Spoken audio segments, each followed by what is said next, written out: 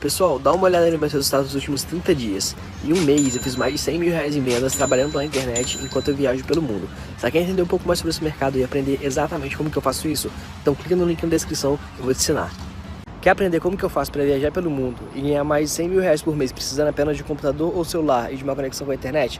Então clica no link na descrição desse vídeo que eu vou te ensinar exatamente como que eu faço isso. Falando tanto em identidade de times no Brasil, são poucos. O Arsenal tinha uma identidade. Não ganhava muitas taças, mas estava sempre entre os quatro, jogava sempre a Champions League. Já era uma coisa. E agora caiu muito o time inglês. Apresentar um pouco mais este novo reforço do Flamengo. Léo Pereira tem 23 anos. Ele chegou ao Furacão com 16. Disputou a Copa São Paulo de Futebol Júnior em 2013. Ele estreou profissionalmente no mesmo ano, 2013, no Campeonato Estadual. Em 2016 foi para o Náutico. Em 2016, no finzinho do ano, assinou contrato de empréstimo com o Orlando City. Disputou 10 jogos na Liga Norte-Americana, a principal, a MLS. Em 2018, retornou ao Atlético Paranaense. Fez 41 jogos, 6 gols marcados, campeão da Copa Sul-Americana, campeão estadual. No ano passado, ele fez 47 jogos, marcou 3 gols, campeão da Copa do Brasil. E agora foi comprado pelo Flamengo por 27 milhões de reais. É um jogador com potencial de seleção brasileira.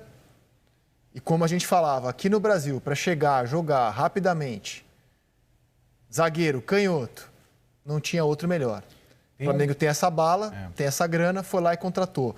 E eu vou mostrar para vocês por que a gente considera o mercado do Flamengo perfeito. Perfeito mesmo. Ele contratou um centroavante que o Jorge Jesus queria, que é o Pedro. Ele queria um jogador de área e contratou numa condição melhor do que aquela em que o Jorge Jesus queria ele no Fluminense. Ele aumentou a concorrência no elenco, com a chegada do Michael, do Pedro Rocha, do Thiago Maia. Ele substituiu o Pablo Mari e o Rodolfo com o Gustavo Henrique e Léo Pereira. Tem um ganho claro aí, Rodolfo por Gustavo Henrique ou Léo Pereira. Ele fez um caixa com a venda do Renier por 138 milhões de reais.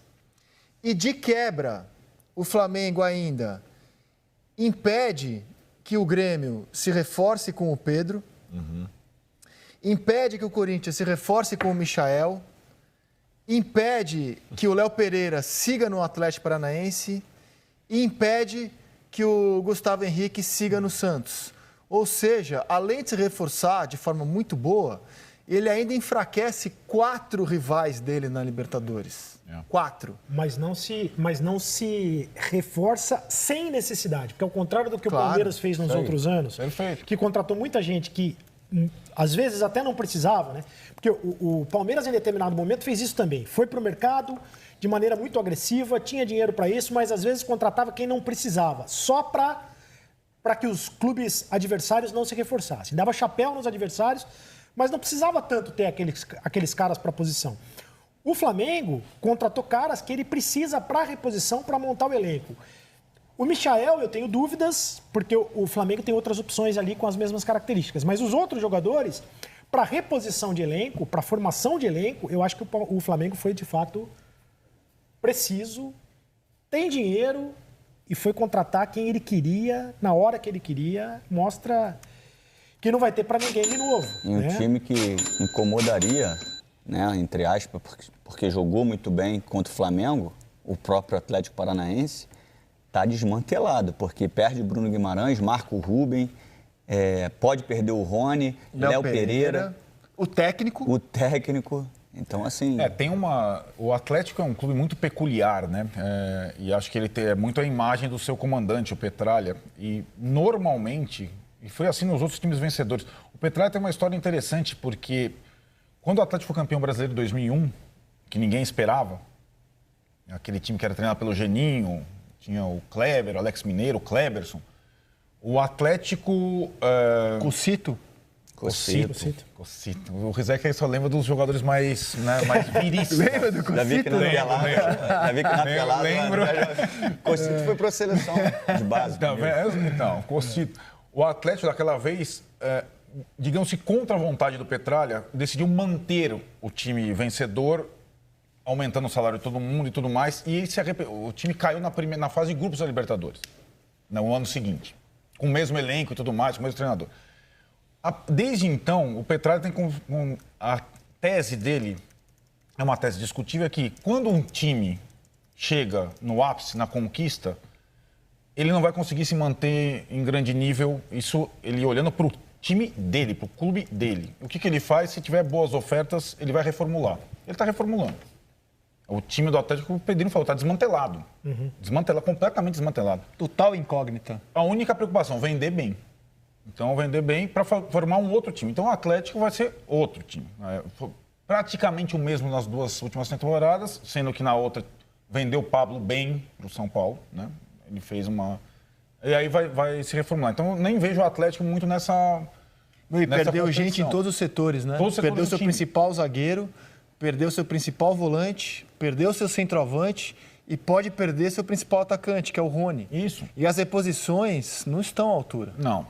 Até pelo teto salarial, que eles não ultrapassam o teto salarial. Perdeu 2 reservas, isso. Pedro Henrique e Camacho. Então. Perdeu o técnico. Aí a comparação, por exemplo, de Flamengo e Corinthians, uma outra comparação. A gente falava do Pedro Henrique. Pedro Henrique volta de empréstimo para o Corinthians, já é titular absoluto, sendo que ele não era titular do Atlético. O titular era o Léo e o Bambu, que está na seleção. Então, assim, o Corinthians hoje tem um titular que era reserva do Atlético e o Flamengo vai, sem saber se vai ser ainda titular, mas contrata o principal zagueiro do Atlético. A diferença Verdade? de poderio do Flamengo em relação aos outros é muito grande. O Corinthians queria contratar o Michael para ser a grande estrela da janela. O Flamengo foi lá e, sem muito esforço, contratou para ser um reserva do time. Isso. Acho que isso também mostra a diferença, né? O suposto trio de ataque reserva do Flamengo é Pedro Rocha, Michael e Pedro. Que seria titular absoluto no Grêmio. O Pedro queria, o Flamengo falou, não, vou trazer para ser reserva do Gabriel.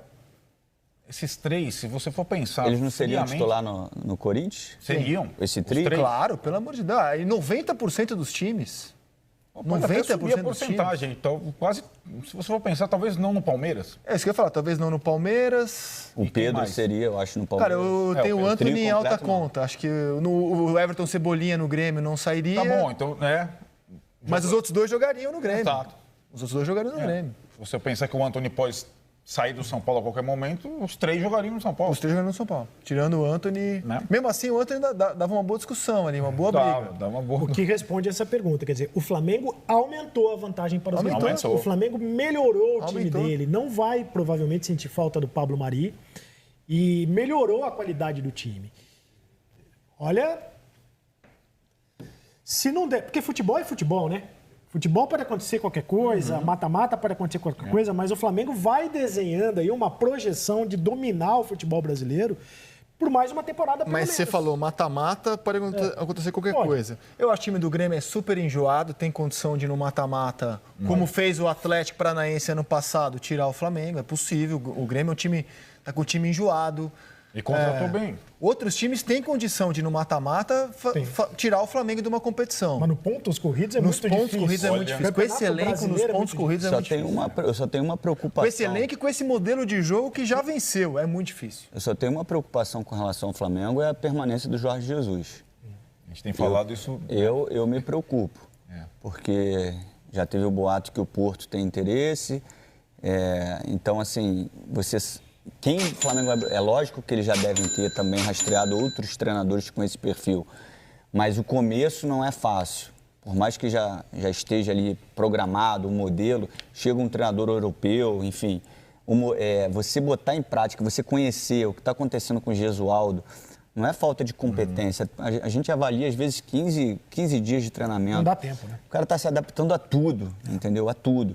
E o Jesus também, quando chegou, teve um pouco de dificuldade. A gente já falou sobre isso. Então, assim, quem seria um treinador com essa essência se Jorge Jesus não ficar no Flamengo? Essa é a minha preocupação. Porque pode chegar um cara e falar assim, rapaziada, vamos tocar desse jeito aí, os ajustes que eu fizer vão ser ajustes bem simples, mas é o mesmo modelo, jogue do jeito que estava jogando, pô, beleza, ok. E se chegar um treinador e quiser fazer algo diferente? Quer botar o dedo dele com outro perfil?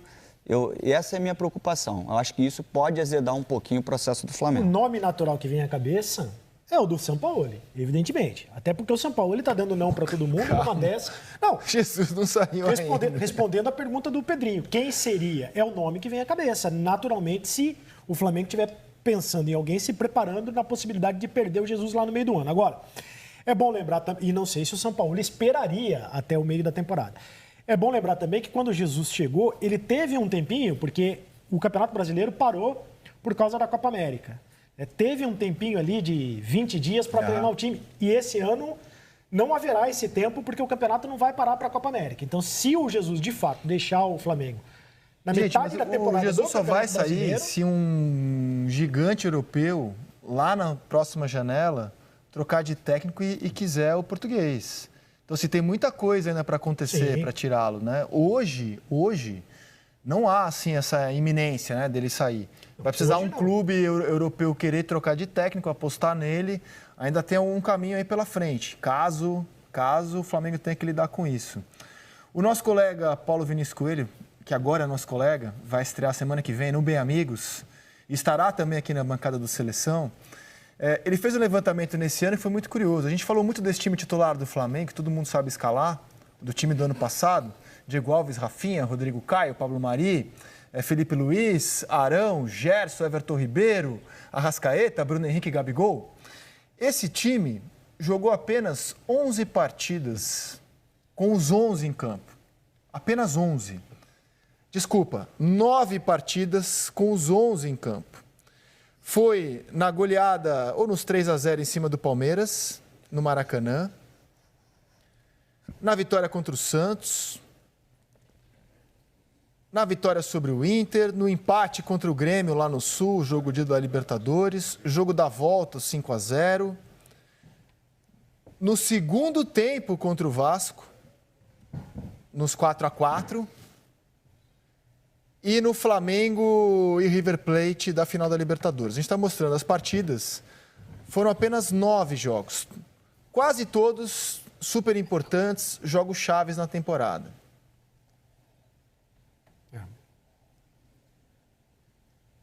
Além dos 2 do Mundial. Foram 6 vitórias, 2 empates, 1 derrota. 22 gols feitos, 9 gols sofridos. Isso é bem interessante, porque lembra um pouco o que aconteceu com o time do Flamengo, aquele que todo mundo sabe de cor e salteado, campeão do mundo em 81. Isso. Que jogou poucas partidas, aqueles 11, né? Algumas mudanças, a gente fica às vezes com a imagem e, de fato, chama atenção, né? Porque é um time que já estava... todo mundo sabia escalar, do goleiro ao último. Raul, Leandro, Marinho, Mozart, Júnior, Andrade, Adílio e Zico, Tita, Nunes e Lico. Isso. Esse time jogou menos ainda. Então... Esse time jogou apenas 4 partidas, com os 11 em campo. É incrível. Apenas 4. É uma escalação que virou oração, Exato. Mas ele jogou a reta final do Carioca daquele ano, a final contra o Vasco, que perdeu o primeiro jogo, aí ganha do Liverpool, botando os ingleses na roda, e aí só uma partida do ano seguinte. Essa equipe, pelo menos, durou mais, essa formação clássica dos 11. Eu tava nesse jogo, esse 3-4 aí, no Morumbi, no São Paulo, que tinha um timão também. Esse jogo foi épico. E o Flamengo chegou a estar ganhando por 4-1. Tipo... Então escalhe o São Paulo desse jogo aí. O São Paulo tinha um jogador desse jogo que chamava Ricardo, que eu nunca mais vi jogar. Era um reserva. Ricardo, pode buscar aquele Ricardo. Mas tinha Aldir Pérez, Getúlio, Oscar, Dario Pereira e Marinho Chagas. Almir, Renato e Everton. Aí o ataque era Paulo César, Serginho e Zé Sérgio. Só que nesse jogo tava o... Paulo César? É. Lembra o Paulo César? Jogou no Botafogo de Ribeirão Preto, na seleção brasileira. Era o segundo time do Brasil, né? Em termos, nesse ano. Foi bicampeão paulista e tudo mais. Dividia as convocações para a seleção brasileira. Muitos jogadores na seleção brasileira. Em 82 foi muito Flamengo, muito São Paulo e muito Atlético. Isso. Né? Mas esse jogo aí é épico. E o Flamengo deita e rola no Morumbi, assim. Foi 4-3, mas foi tipo o 5-3 Brasil e Bolívia, entendeu? Chegou a estar 4-1 pro Flamengo. E a repetição dos jogos, assim, você mantendo a mesma equipe, ela não só te dá um entrosamento coletivo, como você começa a perceber movimentações individuais dos atletas, né? Umas coordenadas pelos treinadores e outras que você conhece algum movimento que o companheiro gosta de fazer. E o Jorge Jesus, nesse jogo, ele faz aquelas substituições de tirar o Everton Ribeiro e tirar o Arrascaeta. E a gente viu aí nos lances que passaram da final do Mundial, o gol que o Flamengo toma é justamente por uma característica. Pessoal, olha que legal. Primeira semana do mês de novembro e eu já faturei mais de 35 mil reais. Mês passado, em outubro, eu fiz mais de 100 mil reais. E tudo isso com vendas automáticas e online. Se você quer saber como que eu faço isso, clica no link na descrição desse vídeo que eu vou te contar o meu segredo.